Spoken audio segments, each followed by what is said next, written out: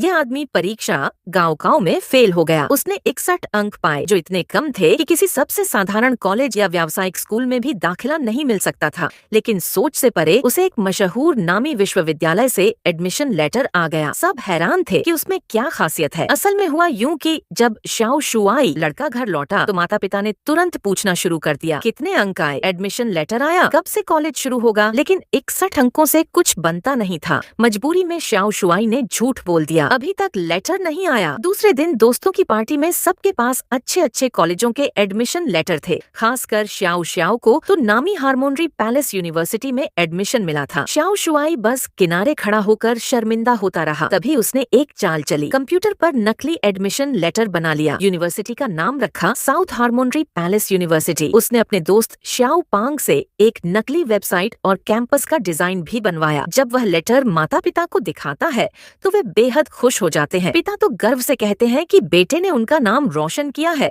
और वे खुद उसे कॉलेज छोड़ने जाएंगे। यह सुनकर श्याओ शुआई घबरा गया। फिर उसने अपने कुछ फेल दोस्तों को इकट्ठा किया। उन्होंने पास की एक पुरानी बंद पड़ी मेंटल हॉस्पिटल को खरीदा और पूरे गर्मियों की छुट्टियों में उसे रिपेयर करके नकली यूनिवर्सिटी में बदल दिया। गेट पर झंडा और बोर्ड लगा दिया। इस तरह नकली यूनिवर्सिटी का जन्म हुआ। लेकिन दिक्कत तब आई जब पिता ने कहा कि वे यूनिवर्सिटी के प्रिंसिपल से भी मिलना चाहते हैं। श्याओ शुआई ने श्याओ पांग के मामा को प्रिंसिपल का रोल करने को कहा। कॉलेज ओपनिंग डे पर उन्होंने ढेर सारे लोगों को किराए पर बुलाया ताकि वे स्टूडेंट्स और पेरेंट्स का रोल करें। सब कुछ सही चलता दिखा, लेकिन तभी असली मुसीबत आई। कुछ और असली स्टूडेंट्स एडमिशन लेने पहुंच गए। उन्होंने लाखों की फीस भी जमा कर दी। असल में श्याओ पांग ने मजाक में नकली वेबसाइट पर एडमिशन फॉर्म डाल दिया था। अब दर्जनों नए स्टूडेंट्स को समझाना मुश्किल था। श्याओ शुआई ने सच बताने की कोशिश की, मगर स्टूडेंट्स ने कहा, ये पहली बार है जब हमें किसी ने अपनाया है। उसकी आंखों में आंसू आ गए।